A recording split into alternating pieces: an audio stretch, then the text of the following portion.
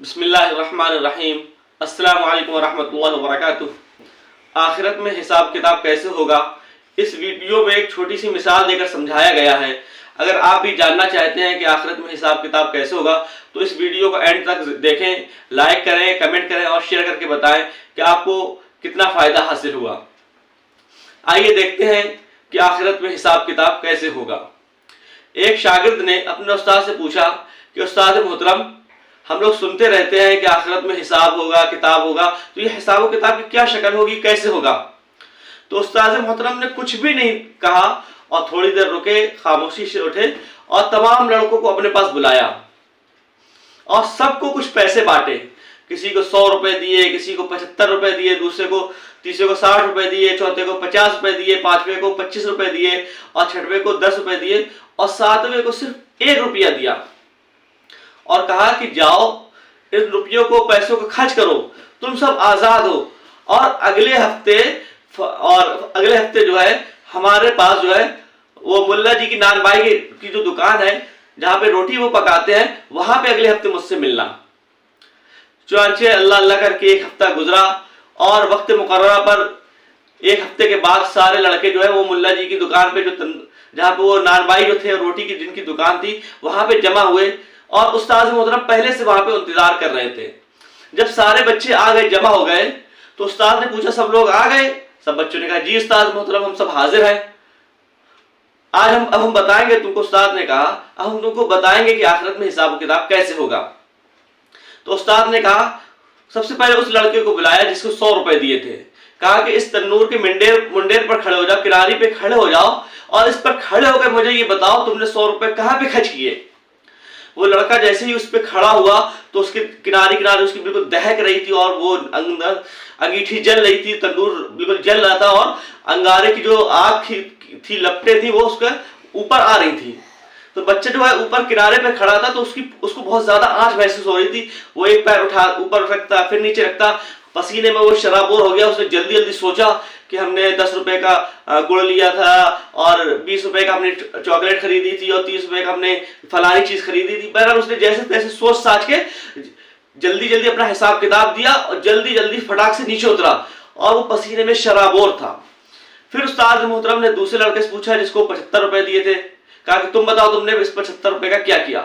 اس کو بھی اسی جگہ تندور کے اوپر کھڑا کیا کنارے پر اور آگ کی لپٹیں جو ہے اس کو بھی لگ رہی تھی اور اس کو تندور پورا دہک رہا تھا، اس کی پوری لو جو ہے لپٹیں جو ہے پوری اس کو جھلسائش دے رہی تھی۔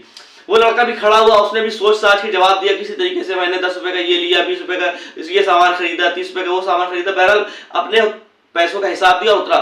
پھر اسی طرح تیسرا لڑکا کھڑا ہوا، چوتھا کھڑا ہوا، پانچواں، چھٹا، سارے لڑکے کھڑے ہو کے جواب دیتے رہے اور سب بالکل پریشان تھے، ہاف رہے تھے، کانپ رہے تھے۔ آخر میں وہ لڑکا کھڑا ہوا جس کو استاد محترم نے صرف 1 روپیہ دیا تھا اور وہ کلاس میں شرمندہ ہو رہا تھا کہ استاد محترم نے مجھے 1 ہی روپیہ کیوں دیا، کیا میری استاد محترم کے نزدیک کوئی عزت نہیں ہے، کوئی اہمیت نہیں ہے جو مجھے باقی لوگ کو تو سب کو 100، کسی کو 100 روپے، کسی کو 50 روپے، کسی کو 80 روپے دیے اور مجھے صرف 1 روپیہ دیا۔ استاد محترم نے اس کو بلایا، کہا کہ جاؤ اپنے 1 روپے کا حساب دو۔ جب وہ لڑکا تنور کے اوپر آ کے کھڑا ہوا منڈیر کے اوپر کنارے پہ اور اس نے جلدی سے کہا میں نے 1 روپے کا جو ہے نا گھر کے لیے دھنیا خریدا تھا، اور وہ اتنا کہہ کے اتر آیا فوراً۔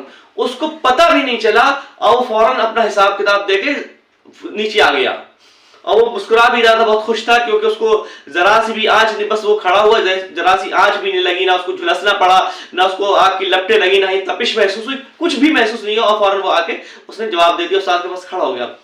اب اس کو استاد محترم کے اوپر پیار بھی آ رہا تھا۔ پہلے تو وہ سوچ رہا تھا کہ استاد محترم نے میرے ساتھ ناانصافی کی، زیادتی کی، صرف مجھے 1 روپیہ دیا، لیکن جب اس کو حساب کتاب جلدی اس کا ہو گیا، وہ اس کو آگ کی لپٹ نہیں لگی اور تپش نہیں لگی اور وہ جھلسنے سے بچ گیا، تو وہ جلدی سے آگ کے کھڑے نیچے مسکرا رہا ہے۔ جبکہ دوسرے لڑکوں کا حال یہ تھا کہ دوسرے لڑکے اپنے پاؤں میں پانی ڈال رہے تھے اور پسینے میں شرابور تھے، ہانف رہے تھے، بے چین تھے اور پیاس کے مارے ان کا برا حال تھا، اور یہ لڑکا کھڑے مسکرا رہا تھا۔ تو اس لڑکے کو اپنے استاد پر پیار آ رہا تھا کہ استاد محترم نے مجھے کم دے کر بہت اچھا کیا، اور استاد کی شفقت میں بھی کو بھی سوچ رہا تھا کہ استاد میرے بظاہر ہمیں یہ لگ رہا تھا کہ استاد ہم سے محبت نہیں کرتے، لیکن استاد نے میرے ساتھ یہ شفقت کا معاملہ کیا کہ مجھے کم پیسے دیے۔ یہ ایک چھوٹی سی مثال ہے. تو استاد محترم نے کہا میرے بچوں یہ آخرت کے منظر کا ایک چھوٹا سا نمونہ تھا جو میں نے آپ کے سامنے پیش کیا. بس اسی طریقے سے آخرت میں حال ہوگا. ہر انسان جو ہے اپنے اعمال کے بقدر اپنی دولت کے حساب کے اعتبار سے اللہ کے سامنے کھڑا ہوگا اور اس کو اللہ کے سامنے اپنے ایک ایک پائی کا حساب دینا ہوگا. جس کو اللہ تعالیٰ نے جتنی زیادہ نعمتوں سے نوازا ہوگا، جتنی زیادہ جس کے پاس دولت ہوگی، اس کی اتنی ہی آزمائش سخت ہوگی، اتنی ہی اس کو زیادہ پریشانی کا سامنا کرنا پڑے گا، اتنی ہی زیادہ مصیبتوں کا سامنا کرنا پڑے گا. اور جو جتنا زیادہ غریب ہوگا اور جتنا زیادہ جس کو پاس مال و دولت کم ہوگی اور جتنی زیادہ جس کو نعمتیں کم ملے گی، وہ اتنی ہی زیادہ آرام سے حساب کتاب اس کا جلدی سے ہو جائے گا.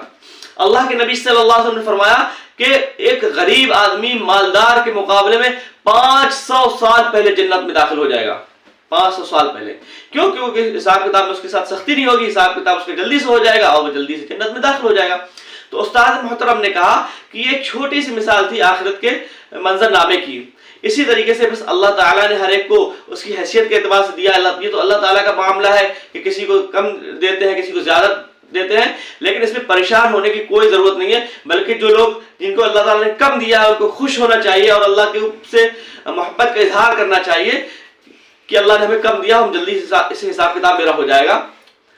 تو ہم سب کو آخرت کی تیاری کرنا چاہیے اور بجائے زیادہ کے پیچھے پڑنے کے ہمیں اپنے اعمال کو بڑھانے کی کوشش کرنا چاہیے. بجائے دولت کو بڑھانے کے اپنی نیکیوں کو زیادہ کرنے کی کوشش کرنا چاہیے، تاکہ جب ہمارا اعمال اللہ کے سامنے پیش ہو، ہمیں اللہ کے سامنے حساب دینا پڑے تو جلدی سے ہمارا حساب کتاب ہو جائے. وما علینا الا البلاغ. السلام علیکم.